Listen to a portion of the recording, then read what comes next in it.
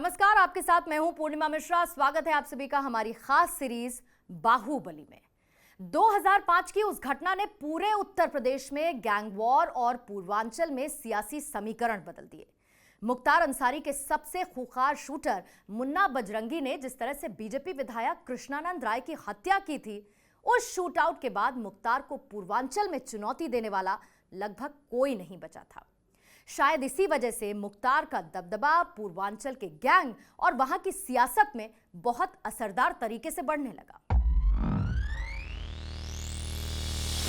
Munna Bajrangi underground हो गया और मुख्तार अंसारी पूर्वांचल के आसमान पर अपने गुनाहों का इतिहास लिखता रहा। पहली बार 2002 में और उसके बाद 2017 तक मुख्तार लगातार मऊ सदर से विधायक बनता रहा। हैरानी की बात तो यह है कि जेल से ही पर्चा भरता, प्रचार की इजाजत नहीं मिली, फिर भी जेल में ही रहकर सब कुछ मैनेज करके चुनाव जीतता रहा। विधायक वाला उसका लंबा कार्यकाल जेल में ही शुरू होता और वहीं पर खत्म हो जाता। मऊ सदर सीट के 35% मुस्लिम वोटर ने हर बार मुख्तार को अपना नेता चुना। इसके पीछे मुख्तार का यह दावा है कि वो अपराधी नहीं बल्कि लोगों का मददगार है। तो वहीं पुलिस ये मानती है कि वो जेल की सलाखों के पीछे से पूरा नेटवर्क चलाता है। रियल स्टेट बिजनेस यानी प्रॉपर्टी का कारोबार गैंगस्टर्स को खूब सूट करता है।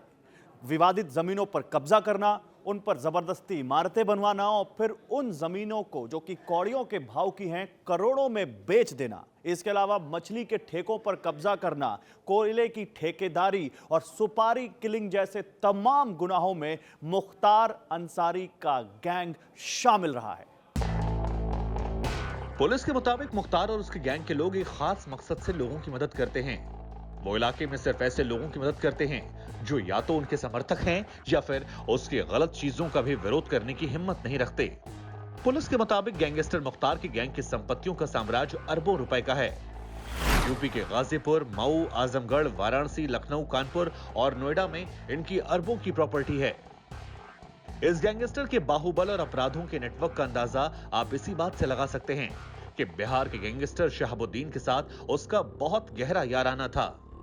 मुख्तार अंसारी के द्वारा पूर्व में पूर्वांचल में कई जघन्य आपराधिक घटनाओं को अंजाम दिया गया है तथा पुलिस कर्मियों की भी हत्या की गई है। मुख्तार अंसारी द्वारा प्रदेश के कुख्यात अपराधियों, शूटरों का एक गैंग बनाकर समीपवर्ती राज्य बिहार के शहाबुद्दीन गैंग से भी संपर्क बनाकर अपना एक मजबूत आपराधिक नेटवर्क तथा आपराधिक साम्राज्य स्थापित किया गया है। आतंक और अपराध के कारण मुख्तार अंसारी के द्वारा पूर्वांचल की कोयला मंडियों तथा ठेकों पर अपना आधिपत्य स्थापित कर करोड़ों रुपए की मासिक उगाही पहले की जाती रही है तथा व्यापारियों को भी धमकी देकर उनसे गुंडा टैक्स की वसूली की जाती रही है। पुलिस की माने तो साल 2005 में जब से मुख्तार जेल गया था, तभी से पूरा नेटवर्क वहीं से चलाने लगा। हालांकि सुरक्षा कारणों का हवाला देकर उसे अलग अलग जेलों में शिफ्ट किया जाता रहा है। वहीं यूपी पुलिस और प्रशासन ने मुख्तार के गैंग और उसके शूटर्स का नेटवर्क तोड़ने के लिए कानूनी रूप से कई मोर्चों पर मुहिम चलाई। उनके खिलाफ हम लोगों ने जो कार्रवाइयाँ की है उसमें काफ़ी सारी कार्रवाइयाँ हैं, जिसमें लगभग 20 गैंगस्टर के मुकदमे दर्ज हुए हैं, जिसमें लगभग 80 अभियुक्त हैं जिनके खिलाफ कार्रवाई की गई। ये सब IS 191 गैंग के हैं। वो गैंग और उसके 4 और सहयोगी गैंग भी आइडेंटिफाई किए गए हैं। इसके अलावा जो गैंगस्टर एक्ट में 14(1) की कार्रवाई होती है, जिसमें हम संपत्ति को जब्त करते हैं, इसमें पहले लगभग 23 करोड़ 39 लाख की कार्रवाई हुई थी। पुलिस सूत्रों के मुताबिक गैंगस्टर मुख्तार की एक हैरान करने वाली कहानी है जिसके बारे में कम ही लोग जानते हैं। पुलिस के मुताबिक जब भी उसे फरारी काटनी होती है, यानी पुलिस की नजरों से बचना होता था, तो वो पंजाब चला जाया करता था। इसीलिए पंजाब में भी कई तरह के माफिया और गैंगस्टर्स के साथ उसके नजदीकी संबंध हो गए। पंजाब में सक्रिय गैंग को जब भी पैसे चाहिए थे और मुख्तार के पास तो पैसों की कोई भी कमी नहीं थी, लिहाजा यूपी से पंजाब तक मुख्तार का नेटवर्क तैयार हो गया। मुख्तार भले ही गैंगस्टर बन गया, बाहुबली विधायक बन गया, लेकिन पूरे उत्तर प्रदेश में पुलिस प्रशासन उसके गुनाहों का पूरा हिसाब करने लगा। अवैध कब्जों से लेके हथियारों के दम पर खौफ फैलाने वाले मुख्तार और उसके गैंग के खिलाफ 2020 में ही मिशन क्लीन शुरू किया गया।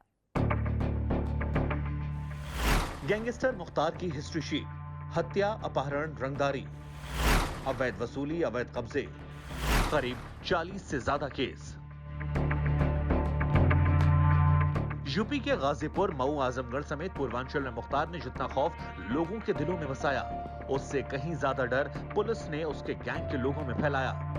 अंसारी के साले साहिल रजा के सैयदवाड़ा स्थित भवन निर्माण को गैंगस्टर एक्ट की धारा 14A के अंतर्गत कुर्क किया जाता है। उसके कई गुर्गों के मकान, दुकान और अवैध कब्जों के बुलडोजर ने ताश के पत्तों की तरह बिखेर दिए। मुख्तार अंसारी जैसे लोग सिर्फ गैंगस्टर और बाहुबली ही नहीं, बल्कि समाज और सियासत के सामने एक सवाल की तरह हैं। समाज के लोगों को यह तय करना है कि उन्हें अपराध मुक्त समाज चाहिए या फिर गुनाहों में सिर से पैर तक डूबे गैंगस्टर मुख्तार जैसे लोगों की रहनुमाई। और सियासत को भी ऐसी लक्ष्मण रेखा तय करनी होगी जिसे कोई अपराधी पार करके राजनीति की चौखट तक ना पहुंच सके। मुख्तार अंसारी ने अपराध का एक लंबा और खौफनाक इतिहास लिखा है, लेकिन यह भी सच है कि अगर अपराध को समाज से हटाना और मिटाना हो तो अपराधी का कद और उसका पद नहीं देखा जाता। अगर अपराधी बेखौफ होकर सांस लेंगे तो समाज बेखौफ कैसे होगा?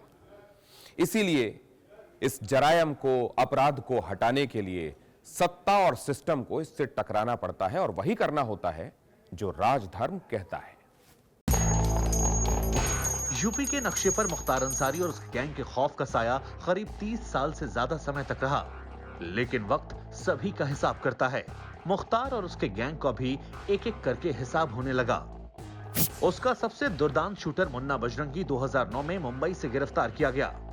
करीब 2 साल तक यूपी एसटीएफ और दिल्ली पुलिस उसका सुराग लगाती रही। आखिरकार 2009 में दिल्ली पुलिस की स्पेशल टीम ने उसे मुंबई से गिरफ्तार कर लिया। बाद में उसे यूपी पुलिस को सौंप दिया गया। जुलाई 2018 में यूपी के बागपत में जेल की सलाखों के पीछे मुन्ना बजरंगी की हत्या हो गई। संदिग्ध हालत में हुई उसकी हत्या का राज अब तक लोगों के सामने नहीं आ सका है, लेकिन मुन्ना बजरंगी की हत्या को गैंगस्टर मुख्तार अंसारी के लिए बहुत बड़ा झटका माना जाता है, क्योंकि गैंगवार की दुनिया में ये एक ऐसा कत्ल था जिसमें चाहकर भी मुख्तार या उसके गैंग का एक भी गुर्गा बदला ले सके।